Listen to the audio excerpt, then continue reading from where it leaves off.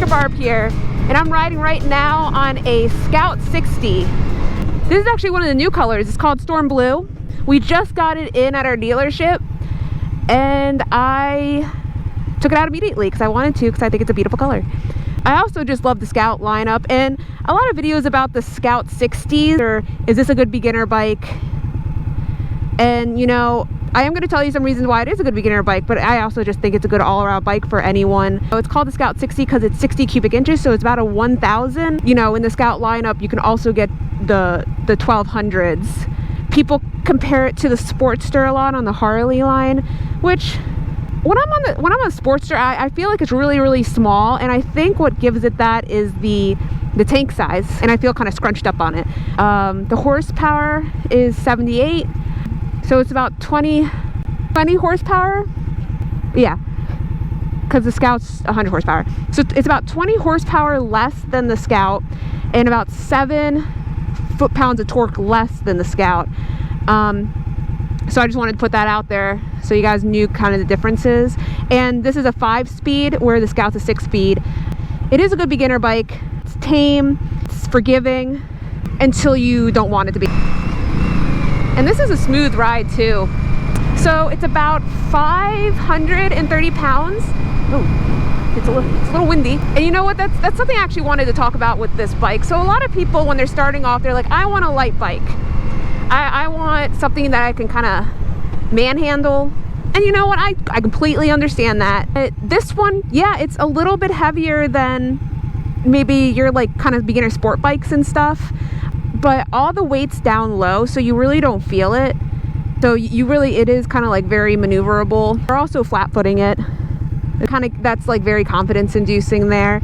But the other thing is, I'm not a big fan of light bikes, and the reason is because when I'm passing a car, when cars are coming like kind of towards me, you know, I get pushed around a lot on sport bike. But this bike, you know, it is lighter, but you're not getting pushed around as much. And I realized I forgot to put on a license plate. So I hope I don't get pulled over. So what's the other nice thing about a Scout 60, or the Scout lineup just in general, is that they have gear indicators. So it's kind of nice to know as a beginner what gear you're in, so you're not freaking out always being like, oh my god, what gear am I in to go into a turn or anything like that. It's all right in front of you, and then once you start getting used to your bike, the feeling of your bike, you won't even have to look down to see what gear you're in. The nice thing is that it has RPMs. So you should, at the beginner, you should kind of start to listen to your bike and kind of tell you when you need to change your gears. You kind of learn your bike a little bit more. When I'm talking to customers, or when I'm just talking to anyone thinking about getting into riding, so they're looking for like a smaller bike, and there's nothing wrong with that. But my thing is always, like, get a bike you can grow into instead of a bike you're gonna grow out of. And this bike isn't just for a small person. Anyone can really ride this bike. It doesn't matter, like, I'm 5'6", and I'm perfectly comfortable, but I've seen, you know, people who are 6 feet taller, and they fit comfortably on this bike. Thing is that this bike has a lot of accessories on it, and they're actually coming out with new accessories on it for this year 22, because the Scout Road just come out. So they're gonna have some new accessories that you can get for your Scout if you already have one. But you can almost make this into like your little touring bike. You can make it into your commuting bike. You can get like mini apes on it if you want to stretch out even more. Now, another good thing for a beginner to kind of be aware of when buying a Scout, yeah, a lot of people start on this and then they upgrade into another Indian. Field, a Chieftain, a Challenger. What Indian has right now, horsies and a donkey, they have a trade-in loyalty. So if you own an Indian, if you own a Victory, you don't have to be trading it in, but if you are, oh, here comes another biker. What up?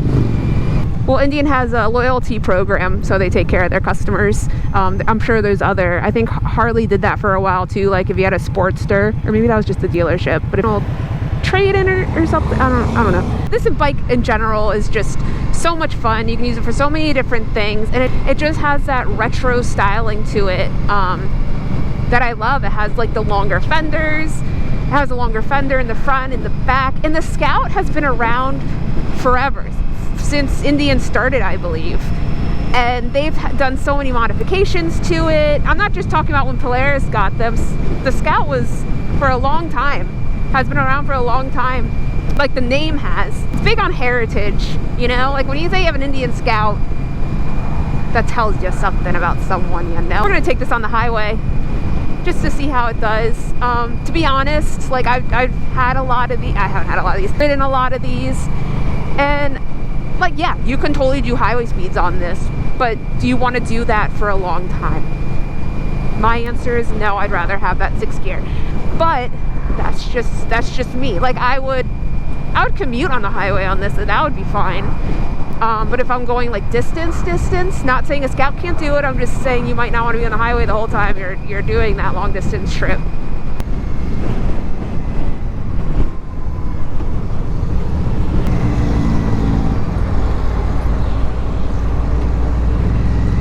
This is fun, being behind these trucks.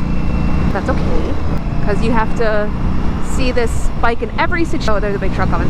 In every situation you can. Let's just give them a little bit of a hand here, let them know that we're coming in.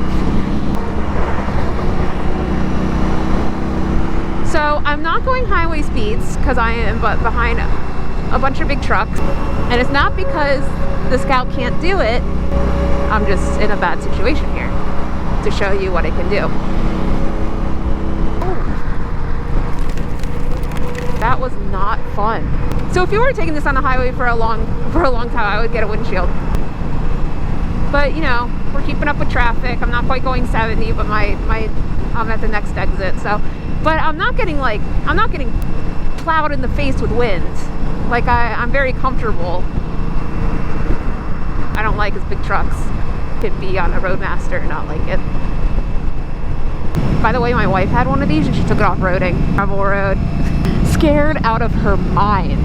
Because I wanted to go on my bike. That's what love is. Here, make ourselves known. Everyone's gonna come out and look at this cool bike. All right, I just wanted to show you some stuff that I didn't want to show you while I was riding. You got your key here. Turn it towards you. You got your horn, your blinkers. They are self-canceling, but if you're merging or something, you don't turn off. You just click in, hold, push and hold. You got your hazards. Press. They cancel them. You got your brights. You got your starter. That's the fuel injection, if you can hear that going, and then you can start it. What I wanted to show you is that in your dash here, you see you have your gear indicator, you have your speedometer, you have your indicators here, you have the time, but you can go through and you have your battery voltage, your miles, trip 1, RPMs, and back to your battery. I do like being in RPMs. The other thing about being a beginner, or really anyone, is that you want a bike that has kind of lower maintenance. 1, so you don't have to worry about it, as 2, but 2, if you want to start doing your own maintenance, you have a bike that take care of it pretty well. And what's great about doing your own maintenance is that you're doing it. It's like you feel good about it. You know what's going into your bike. So this is a really good bike to kind of start out with doing that. But it is low maintenance too, so you don't have to do too much. You're pretty much doing the bare minimum.